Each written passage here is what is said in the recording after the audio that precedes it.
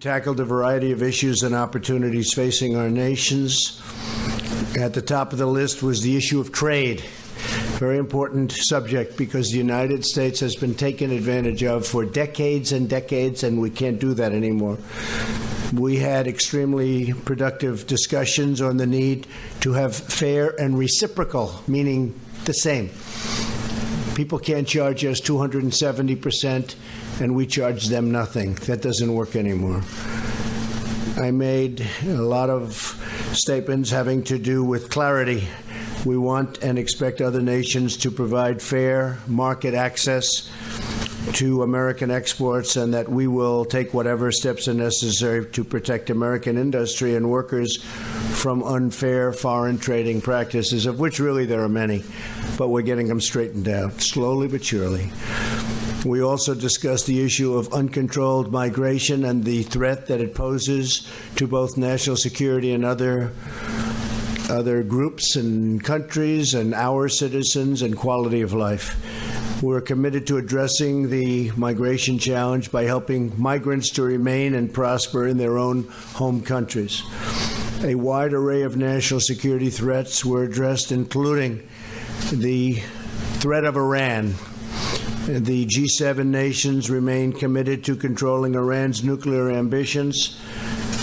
With or without them, those ambitions are going to be controlled, along with efforts to combat terrorism and extremism and those who spread this deadly ideology. The nations of the G7 are bound together by shared values and beliefs. That came out loud and clear.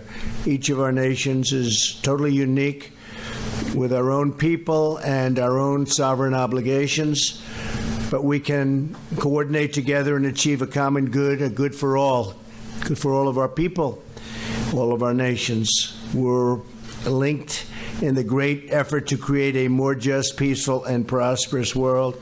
And from the standpoint of trade and jobs and being fair to companies, we are really, I think, committed. I think they are starting to be committed to a much more fair trade situation for the United States, because it has been treated very, very unfairly. And I don't blame other leaders for that.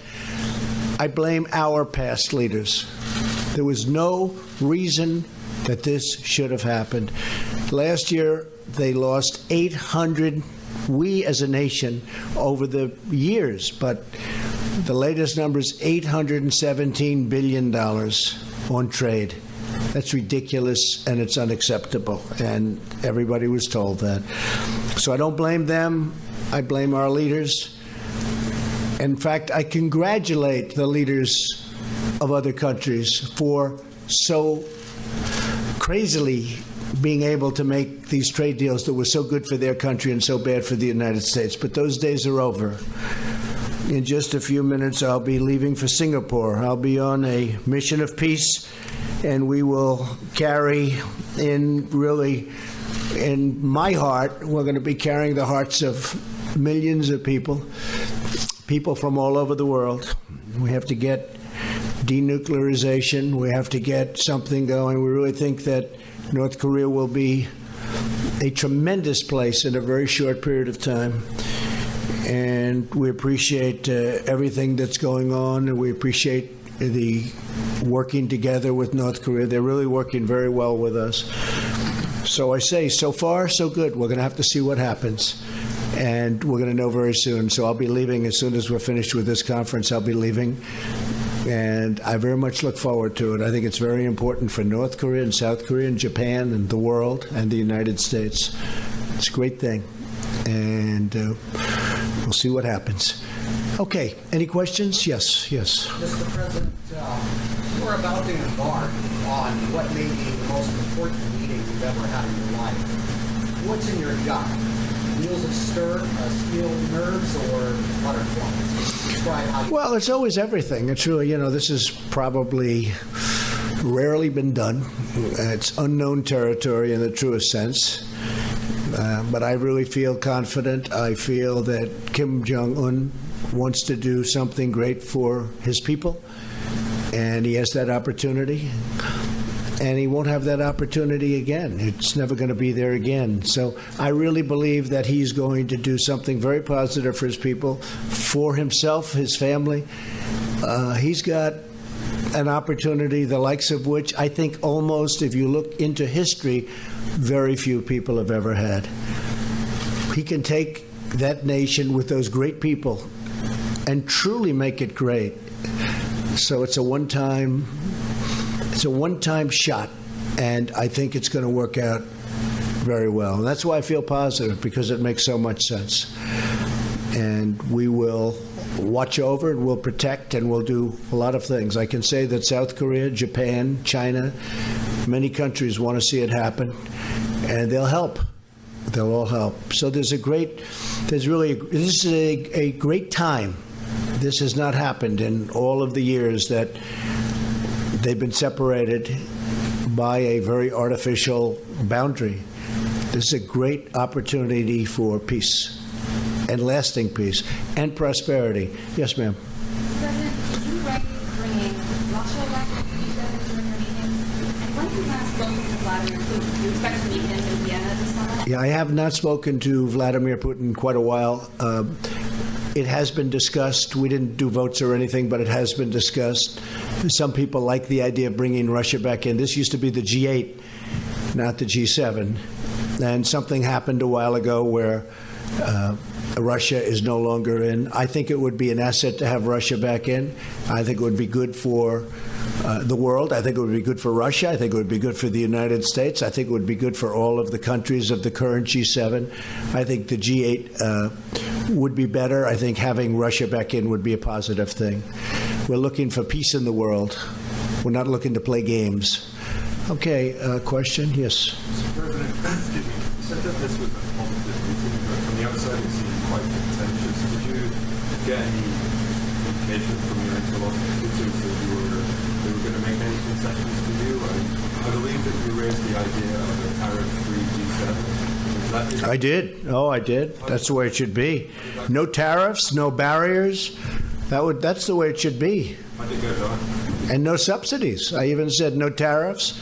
In other words, let's say Canada, where we have tremendous tariffs. The United States pays tremendous tariffs on dairy, as an example, 270%. Nobody knows that. We pay nothing. We don't want to pay anything. Why should we pay? We have to, ultimately, that's what you want. You want a tariff-free, you want no barriers, and you want no subsidies, because you have some cases where countries are subsidizing industries, and that's not fair. So you go tariff-free, you go barrier-free, you go subsidy-free. That's the way you learned at the Wharton School of Finance. I mean, that would be the ultimate thing. Now, whether or not that works, but I did suggest it, and people were, I guess they're going to go back to the drawing board and check it out, right? But we can't have an example where we're paying, the United States is paying 270%. Just can't have it.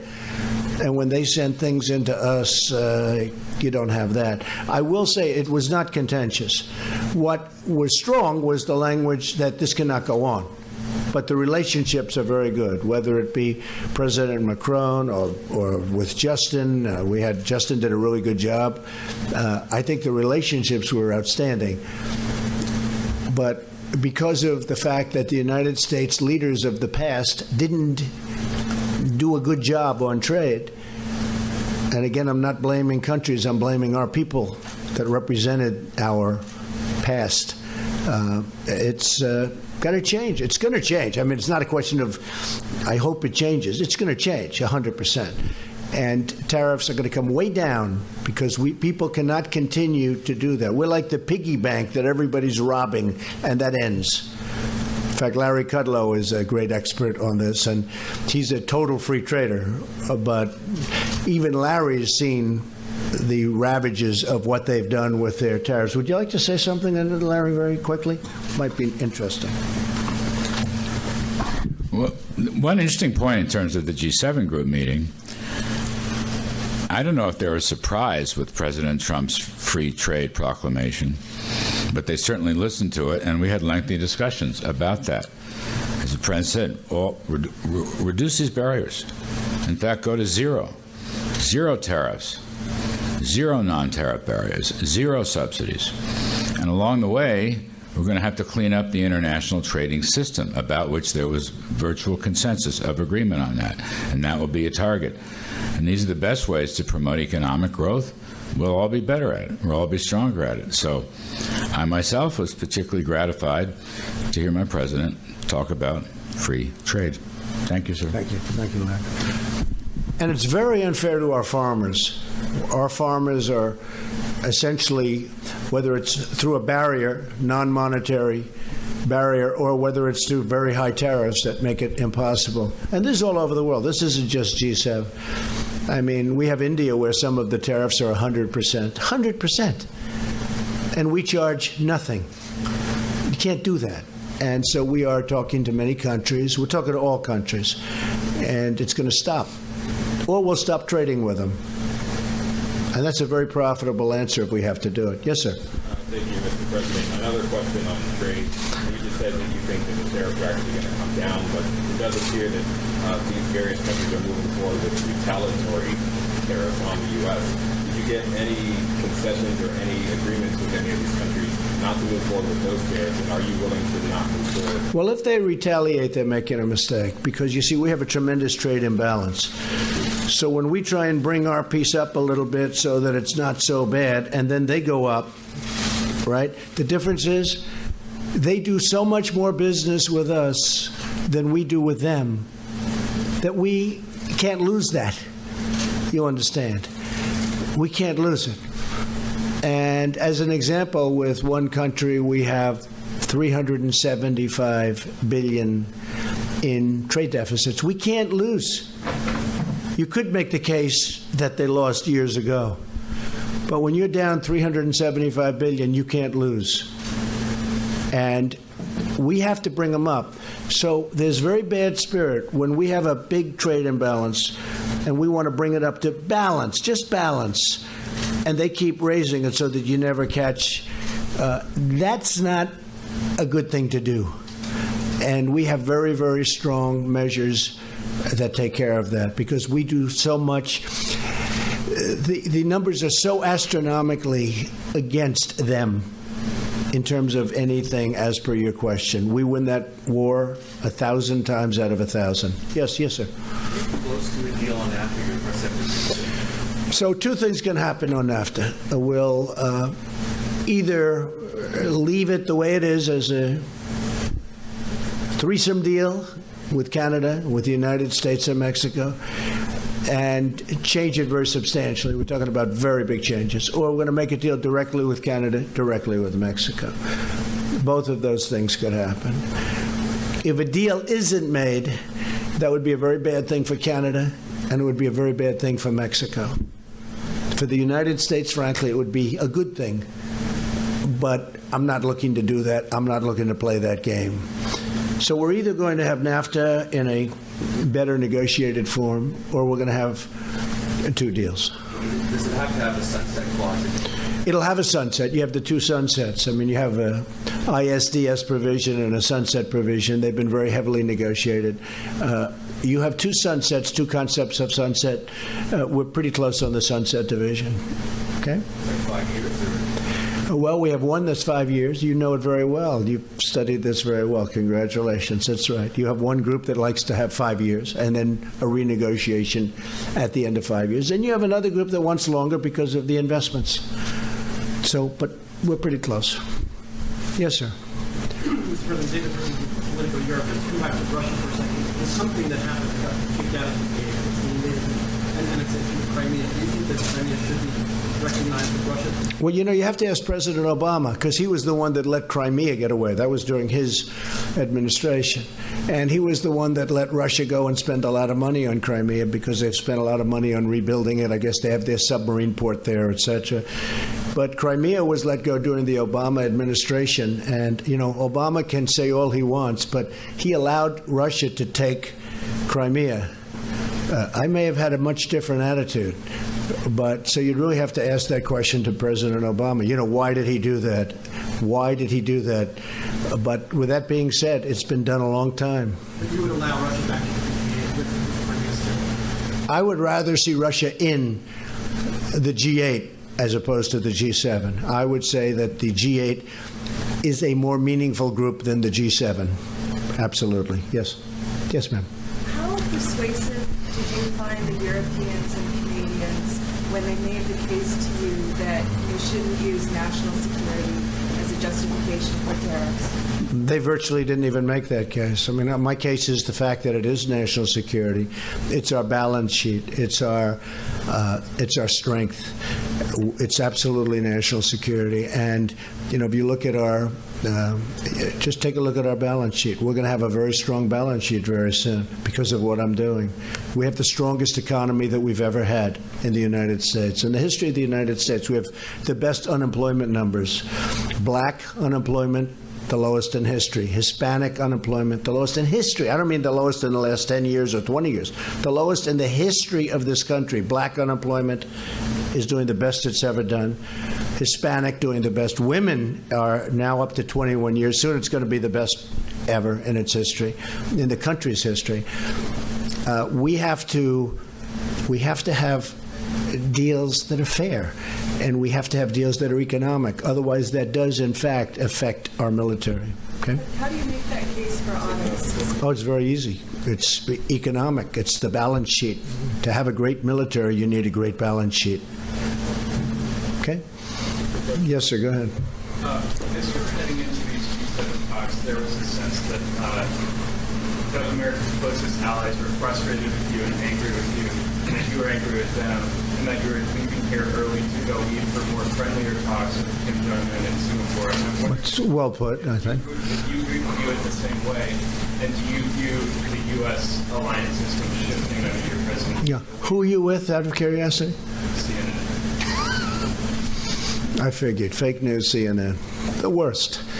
But, I could tell by the question. I have no idea you were with CNN after the question. I was just curious as to who you're with. You were with CNN.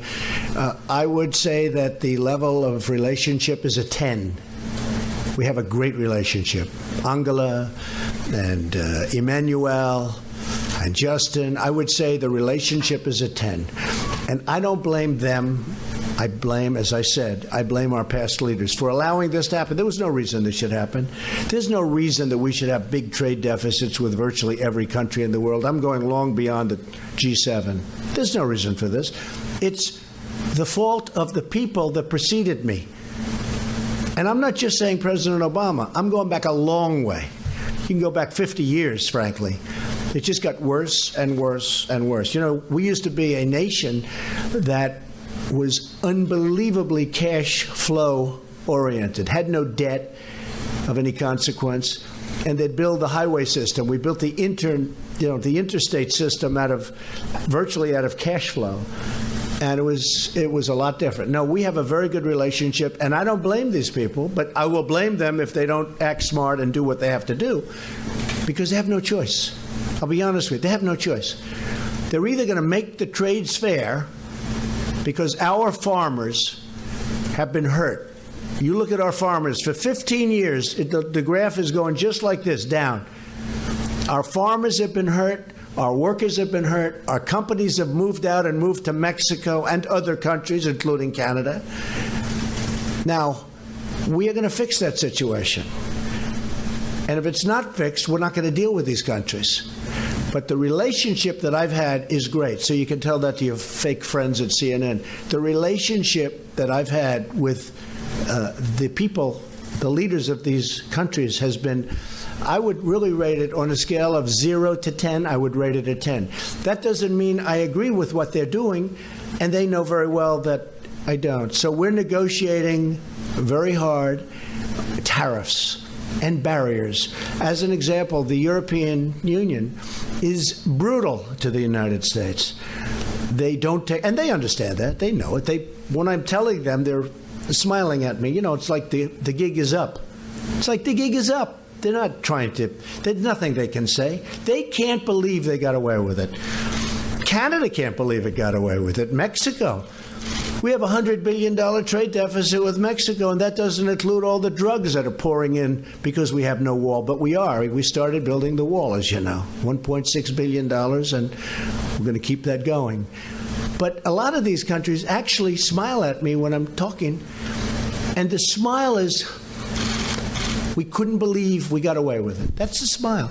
So it's going to change. It's going to change. They have no choice. If it's not going to change, we're not going to trade with them. Okay, how about a couple of more? One more. Go ahead in the back. Mr. President, Eliana Johnson, Politico. Yes, hi. Going into these talks with Kim Jong-un, do you have a clear objective, what you want to get out of them? I have a clear objective, but I have to say, Eliana, that it's going to be something that will always be spur of the moment. You don't know. You know, this has not been done before at this level. This is a leader who really is an unknown personality. People don't know much about him. I think that he's going to surprise on the upside, very much on the upside. We'll see. But never been done, never been tested. Many people, the world leaders, I'm talking about world leaders that have been right next to him, have never met him. So we're going in with a very positive spirit, I think very well prepared. I think, and by the way, we have worked very well with their people. They have many people right now in Shanghai. Our people have been in Singapore. Our people have been working very, very well with the representatives of North Korea. So we're going in with a very positive attitude, and I think we're going to come out fine. But I've said it many times. Who knows? Who knows? May not work out. It's a good chance it won't work out. There's probably an even better chance that it will take a period of time. It'll be a process. Is there a particular outcome that you look for from this initial talk to judge whether you think things are going well? Well, I think the minimum would be relationship. You'd start at least a dialogue. Because, you know, as a deal person, I've done very well with deals. What you want to do is start that. Now, I'd like to accomplish more than that. But at a minimum, I do believe at least we'll have met each other. We will have seen each other. Hopefully, we will have liked each other, and we'll start that process. So I would say that would be the minimal. And the maximum, I think you know the answer to that. But I think that will take a little bit of time. Okay? Yeah. How long do you think it would take you to figure out whether he's serious about... It's a good question. How long would it take? I think within the first minute, I'll know. How? Just my touch, my feel. That's what I do. How long will it take to figure out whether or not they're serious? I said maybe in the first minute. You know, the way they say that you know if you're going to like somebody in the first 5 seconds. You ever hear that one? Well, I think that very quickly I'll know whether or not something good is going to happen. I also think I'll know whether or not it will happen fast.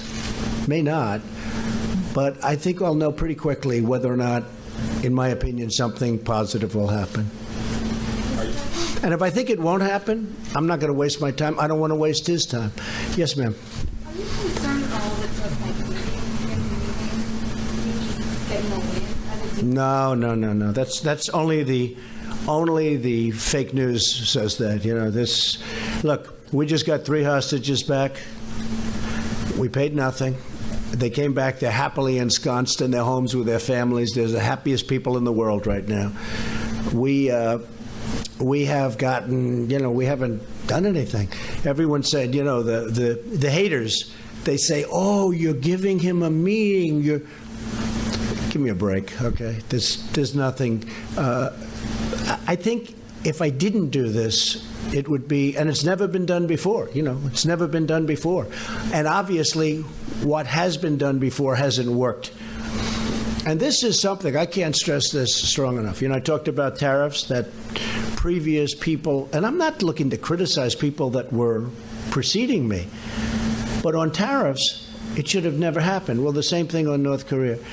We shouldn't be in this position. We shouldn't be in this position on tariffs, where we're hundreds of billions of dollars down to other countries that, frankly, were never even negotiated with. They never even got spoken to. I asked a top person in China, how did it get so bad? He looked at me and said, nobody ever talked to us. They were missing in action, our leaders. Well, a very similar thing, if you think about it, took place with North Korea. This should not be done now. This should have been done 5 years ago, and 10 years ago, and 25 years ago. This shouldn't be done now. Have you spoken to him at all? I can't comment on that. Sir, you've got a plane to catch. Okay, one more question. On North Korea, will you raise the issue of the gulags with Kim Jong-un We're going to raise every issue. and the Catholic? Every issue is going to be raised. Mr. President, we're sitting here in Canada, you've attacked the U.S. background, but you've also done it on foreign soil. I guess I'd like to ask you why you do that. Because the U.S. press is very dishonest, much of it, not all of it. Oh, I have some folks in your profession that are with the U.S., in the U.S., citizens, proud citizens, they're reporters. These are some of the most outstanding people I know. But there are many people in the press that are unbelievably dishonest. They don't cover stories the way they're supposed to be. They don't even report them in many cases if they're positive. So there's tremendous, I came up with the term fake news. It's a lot of fake news. But at the same time, I have great respect for many of the people in the press. Thank you all very much. I appreciate it. Thank you. Thank you.